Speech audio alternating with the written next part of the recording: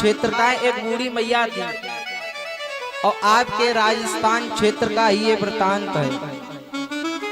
बड़े पैसे वाले थे, एक बूढ़े दादा रहते थे और बूढ़ी माता जी रहती थी, बहुत पैसे वाले थे, बहुत संपत्ति थी। एक चोर चोरी करने के लिए आया महाराज। जैसे तैसे उसने एक दिन प्रवेश कर पाया तो महाराज उस दिन दादाजी बूढ़े और बूढ़ी मैया गए हुए थे भोजन करने के लिए। तो चोर जैसे ही का घुसना हुआ, भोजन करके वो आ गए। गेट के किनारे बूढ़े दादा की चारपाई रहा करती थी और बूढ़ी मैया अंदर रहा करती थी। और बूढ़े दादा को हुक्का पीने की आदत थी। क्यों शिवम जी? हुक्का पीने की। हुक्का तो आप लोग जानते ही हैं, बताने की कोई आवश्यकता नहीं, हमने देख भी लिया है। तो हुक्का पीने की दादा को आदत थी। तो बूढ़े दादाजी जी को देख करके वो चोर दरवाजे के किनारे ही खड़ा हो गया। और बूढ़े दादा की आदत थी कि भोजन करने के बाद वो हुक्का जब तक नहीं पी लेते थे दादा को नींद नहीं आती थी। आदत, अपनी अपनी आदत है। हाँ महाराज, तो नींद नहीं आती थी तो महाराज बूढ़े दादा ने मैया से कहा, ए सुनती हो, हमारे लिए एक हुक्का बना करके ले आओ। बढ़िया मैया हुक्का बना करके ले आई। रोज की दादा की आदत थी तो मैया पहले से ही तैयार किए रखे थे। दादा ने अपना हुक्का चालू किया और जैसे ही हुक्का को धर खींचा महाराज, तो हुक्का को जब ज्यादा ताकत से खींचा जाता है तो पीने वाले भाइयों को पता होगा उससे लौ निकलती है ऊपर से। तो जैसे ही थोड़ा सा प्रकाश हुआ तो बूढ़े दादा को दिखाई पड़ा, अरे दरवाजे के किनारे में कोने में कोई खड़ा है। दादा ने देख लिया कि अरे कोई खड़ा है। सोचा कि अगर हमने कुछ भी कहा तो हम बूढ़े हैं और ये नया है, हाथ पैर और तोड़ देगा। हाँ, तो क्या किया जाए? जैसे ही हर बार बार अब उसको देखने के लिए हुक्का खींचते हैं पूरी ताकत के साथ में, शरीर में शक्ति है नहीं और ताकत के साथ में हुक्का खींचते हैं कि इससे प्रकाश होगा और ये हमें दिखेगा कौन है। महाराज खांसी उठती है। तो जब खांसी उठती है तो कफ बनता है। सोचा कि कब ये कहाँ थूका जाए, तो जो चोर कुन्ने में खड़ा था उसी के ऊपर थूक दिया। चोर सोच रहा, अरे महाराज इस डोकर को, इस बूढ़े व्यक्ति को यहीं थूकने की आदत थी होगी, इसीलिए ये थूक रहा है, इसे क्या पता कि हम कोने में खड़े हैं। महाराज और अब वो जो बूढ़ा आदमी था वो जबरदस्ती यही अब उसने नियम बना लिया, जैसे ही हुक्का खींचता और आराम से जो कोने में आदमी खड़ा उसके ऊपर कफ थूक देता।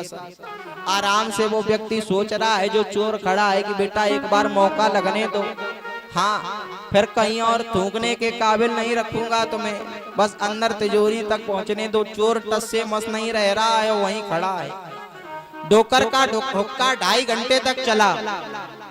डोकर ने आवाज लगाई, सुनती हो, एक हुक्का और बना के ले आओ।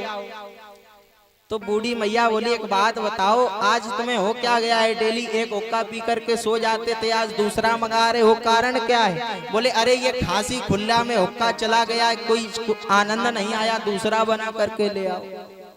12 बजे महाराज भोजन किया था और महाराज 2 घंटे तक हुक्का चला, 2 बज गए।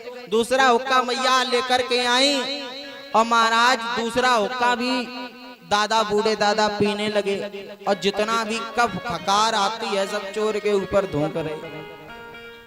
और चोर टस से मस नहीं हो रहा महाराज। देखो तो ऐसे भी लोग बाग होते हैं। चोर टस से मस नहीं हो रहा है, बराबर थुकवा रहा है।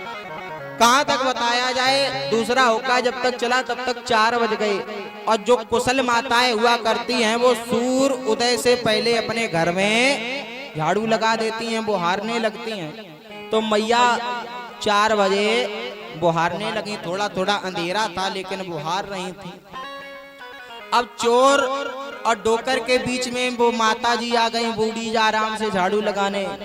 और इधर लास्ट महाराज खींच थी डोकर की हुक्का में, तो भर ताकत से जैसे ही हुक्का खींचा तो अब की बार भयंकर भयंकर खकार आई, कफ आया। तो थूकना चाहते थे चोर के ऊपर, बीच में आ गई डुको अम्मा तो उनके ऊपर थूक गया। डुको मैया कहने लगी, क्यों रे बुड्ढे, तुझे दिखाई नहीं पड़ता है? अरे बूढ़े बाबा बोले एक बात बताओ, हमारा तुम्हारा तो जन्म जन्म का जोड़ा है।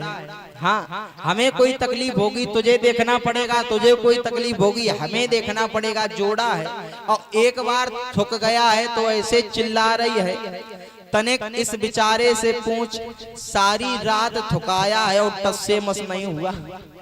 हाँ, तेरे ऊपर तो एक बार थक गया, तू ऐसे कह रही है। और इस बेचारे चोर से पूछ, सारी रात थकाया इसने और टस मस नहीं हुआ। तो महाराज एक धर्म है माताओं का, वो स्वामी तुलसीदास जी कहते हैं क्या, एक ही धर्म एक व्रत नेमा, काय वचन मन पति पद प्रेमा। अपने पतियों की सेवा माताओं को अवश्य करनी चाहिए। प्रेम से बोलो राधे राधे। बारिश आ गई है, आप लोग इधर आ जाएं।